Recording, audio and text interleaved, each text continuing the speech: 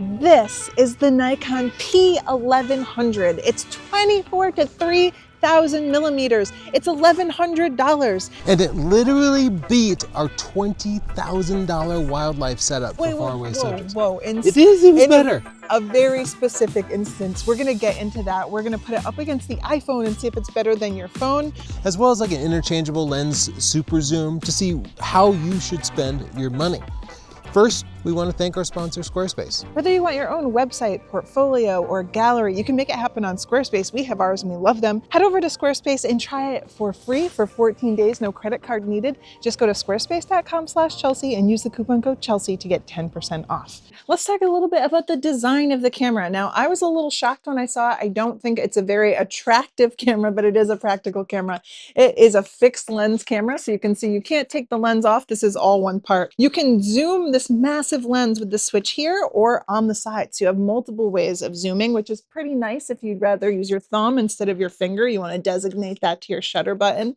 We have a pop-up flash here and a hot shoe. If you're interested in putting some flash on your photos, we tried it out.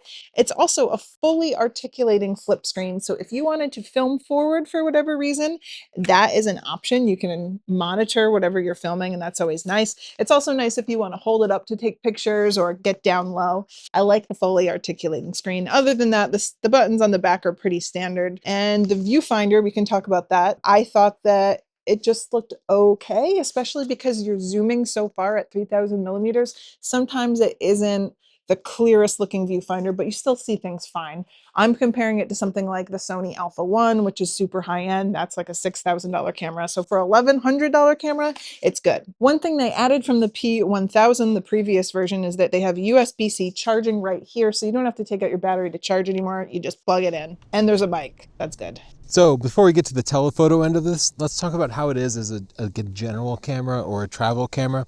And first, it's a lot bulkier than any other type of camera, and it would take up a lot of room in your bag. And I also think if you were to stop by a deli and you wanted to set it down on the table, there wouldn't be any room for your drinks or your food. Like, it's kind of a lot to be carrying around, but it's so light, I really don't mind it.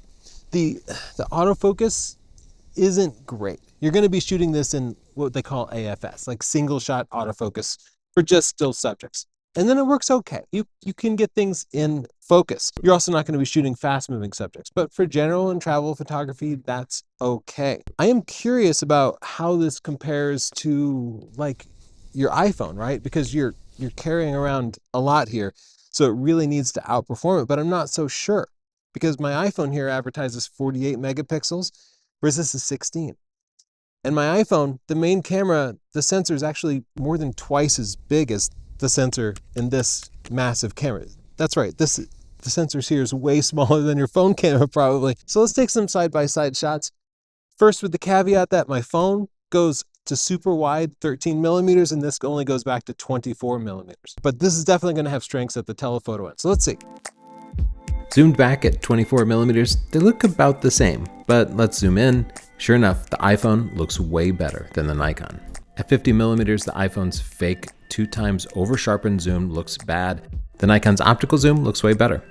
At about 100 millimeters, my iPhone has a telephoto prime, and it actually ends up looking a little bit better than the Nikon again.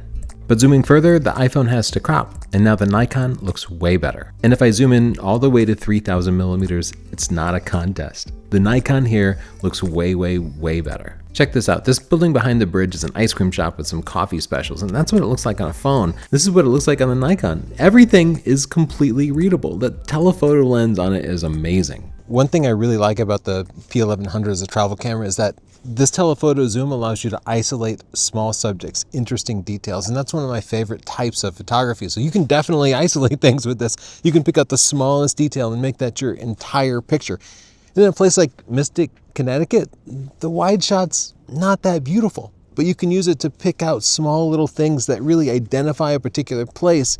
And for that, it's kind of ideal. Now, how does the Coolpix compare against a full-frame camera, a Canon R8, with a super zoom 24 to 240 lens? Let's start at the long end here. For faraway subjects where you have to crop, the P1100 wins by a mile. But once you no longer have to crop, like even at 240 millimeters, the long end of the Canon combination, the Canon is going to be a lot better. We know it's great for faraway subjects, but how does the P1100 work for portraits? Well, it does have some designated portrait features, like it has face detection autofocus, so it can generally get your subject's face in the focusing area. But with that super tiny sensor, you're gonna find that you don't get a lot of great dynamic range, and also the image quality is not the cleanest. You're gonna get some noise even at ISO 100. I also noticed that even with the focusing mode of the face detection, the subject's face was not in focus all the time, and you can see that from these pictures of our daughter, Madeline.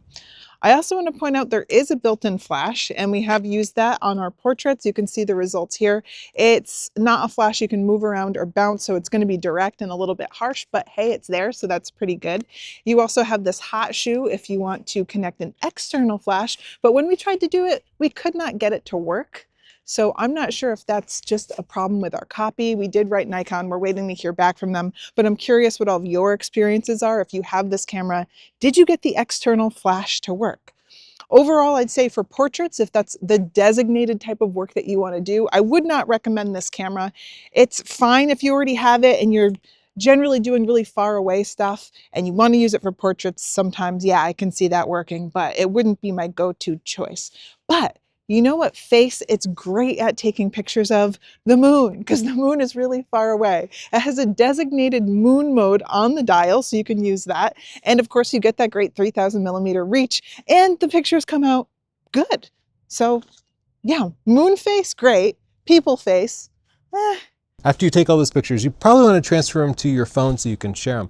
Nikon offers the SnapBridge Wi-Fi app, but I didn't have great luck with it. First, I had to like reinstall it 3 times and reconnect 3 times before I actually got it to work the first time, and then I found the performance was really, really slow. Each JPEG took about 10 seconds to transfer, and you can't do anything else with your phone while it's doing that, and that's at about 3 megabits per second.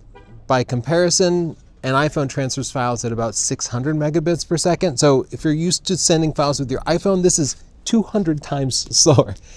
The Wi-Fi app was a pain to use, so I just would not recommend installing it at all. What I instead recommend is connecting a USB-C cable to the camera and then to your iPhone. And then you'll get reasonable speeds, about 20 times faster than the Wi-Fi speeds, and you can transfer your RAW files. So that's a much better way to get the files over to your phone.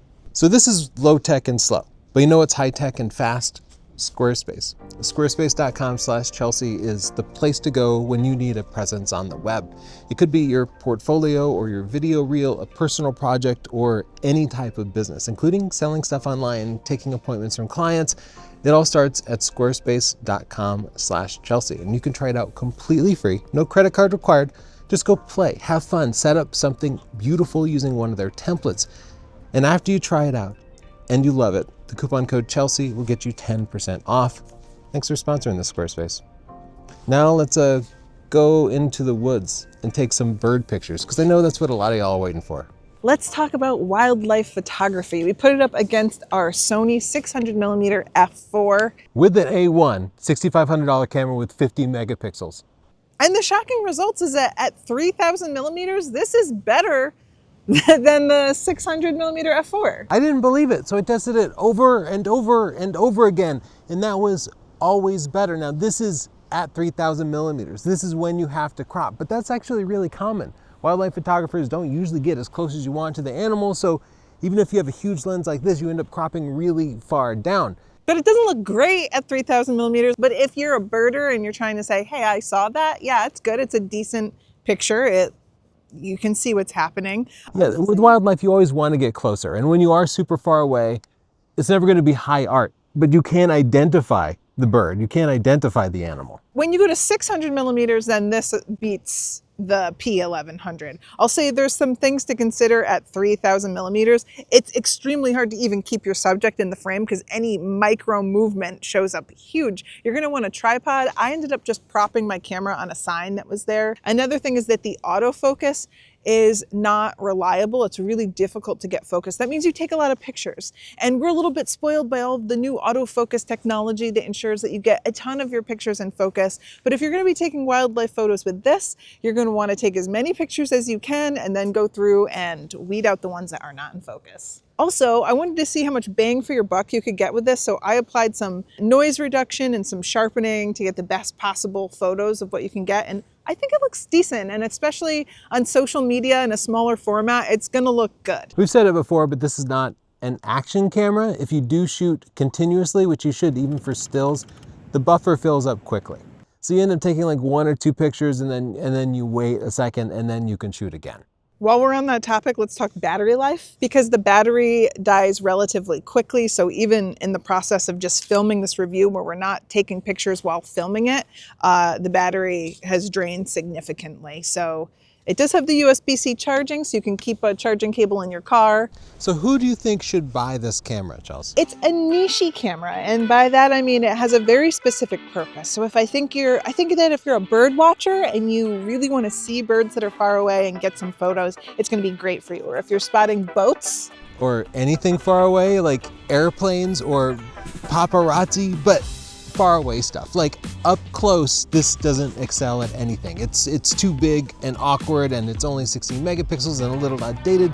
But for faraway things, it's literally unbeatable. yeah, and for $1,100, having it just an all-in-one setup where you know you'll be able to get these faraway photos that you want, I think it's going to be great for that person. I had plenty of gripes with it, but I am putting it on my list of recommendations for wildlife camera gear because at $1,100, nothing comes close to this. It is not for anyone who wants action, though. No. Thank you, Squarespace, for making this video possible. If you want your very own Squarespace store, website, gallery, whatever, you can make it happen. You get a free trial for 14 days.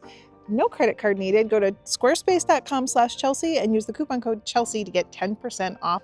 Thanks for watching. And if you want to see more videos like this, don't forget to subscribe.